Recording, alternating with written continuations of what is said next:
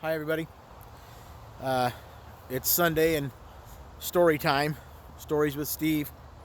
I read a post on Facebook that was talking about a father who was going to give his son an old car. And before he gave it to him, he said, "Son, I want you to take this down to the dealership and just tell them that if you were going to trade this car in, how much would they give you for the value for the car, what the value of the car is." So he went down to the dealership, and the dealership said, "Well, we'll give you $1,000 for the car." And he goes back and he tells his dad, and he says, "Dad, they said they'd give me $1,000. And he said, "Okay, now I want you to take it to a pawn shop and see what the pawn shop will give you for it." So he takes it to a pawn shop, and the pawn shop says, "I'll give you $125 for the car." So surprised, he goes back to his dad, and he tells his dad, "Dad, the pawn shop said they'd give me $125 for it." And his dad says, "Now, son, I want you to take it to the antique car club and see what they're willing to give you for it." So he takes it to the antique car club, and the antique car club says, "Well, we'll give you $125,000 for that car because it's this. It's got all these specs on it. It's an old collectible." And he's surprised and shocked. And he goes and tells his dad, he says, "Dad, they told me they'd give me $125,000 for that car." And his dad says, "Son, that's the lesson. You need to go where your worth is going to be valued most." See, not everybody's going to value our worth the same. People are going to put different values on what we contribute, and we need to spend time with the people who value our worth the highest, who give us the most money for what our worth is. And I got to thinking about the story of the ugly duckling and how that little swan, its entire young life, its adolescent life, it thought it was ugly because it was comparing himself to the other ducks. It wasn't comparing himself to swans, it was comparing himself to other ducks that looked completely different. And that is the moral behind that story, and those two stories, is that we need to be who we need to be. God created us all to be individuals, and we all have value in the sight of the Lord, but we all contribute different things. We all have different talents. And those talents, when we use those for good, and we use those to bless other people's lives, we're blessed also. So when I look at the situation that we're in as a country today, guys, we have people who, it's a battle of good and evil. There's good people out there, and it doesn't matter what their race, religion, creed, where they live, none of that makes a difference. And there's bad people out there, and that's all there is to it. We are in a battle of good and evil. And I really believe and feel that at this point in time, one of the things that we need to be doing as good people is we need to be utilizing our talents to bless other people's lives, to help them. And I'm not talking about going and just holding up a sign, and nothing against people that are protesting, that's the right, but I'm talking about action. I'm talking about actually going and doing something to help somebody else, to serve someone else. And that is one of the ways that we'll develop and find out what our talents are that the Lord has blessed us with. When we find out what our talent is and we use that to bless the lives of other people, it's better for everybody. A rising tide raises all boats. And that's what we're talking about doing, is utilizing our talents to go bless the lives of other people and not compare our talents or ourselves to other people like that ugly duckling.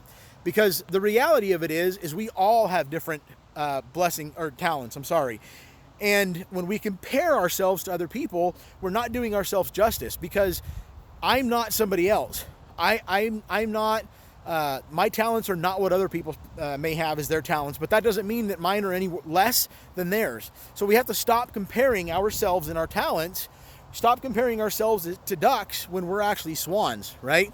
It reminds me of the story, well, it's not a story, it's a little anecdote, but which is stronger, a mature oak tree or a mature dandelion? Well, they're both the same.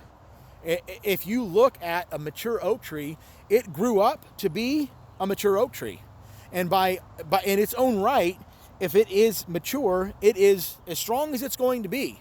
But you can't compare that to the dandelion, because a dandelion was created to be a dandelion. And a mature dandelion is going to be as strong as it's going to be.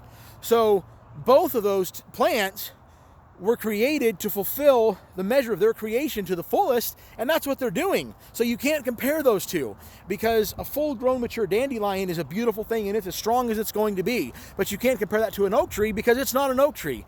And how often do we do that? How often do we compare our gifts, our talents, or the things that we don't have to other people? And we're doing ourselves a disservice.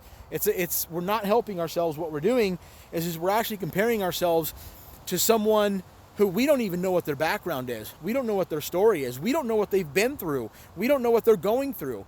And it's not a fair judgment. It's not a fair comparison. So the best thing we can do is just to find out what our talents are, utilize those talents to bless other people. And when we do that, our lives will be blessed also. So don't compare, guys. Don't compare what other people have and what other people don't have. Look at what you've got. Look at what you have to offer. Focus on that and go and bless other people's lives through action. Actually doing something, acts of service and kindness. That's what we need right now. We need to be able to go out into the neighborhoods, go out into our society, and to go out into the people that we know and that we are in contact with, and we need to do something to bless their lives. And we need to continue to do that and strive to do that on a daily basis, because that's really the only way you can win the battle between good and evil. Is evil has to be beat by good outworking it, by good outdoing it. And that's how we change people's lives. If we just sit back and don't do anything, and if we think that that chanting and holding signs and gathering together is going to change that's not going to happen. Nothing against the people that are protesting, but the reality is you have to combat something with physical action. We have to do something that is going to change the way that people feel. You change the way someone feels about something, and you're going to change the way that they think. If I do something good for another person, it will make them feel good, and in turn it will make me feel good. And that's what we have to have. We have to have acts of service and acts of kindness. So what we're going to do is I'm going to start a challenge today, the Platinum Rule Challenge.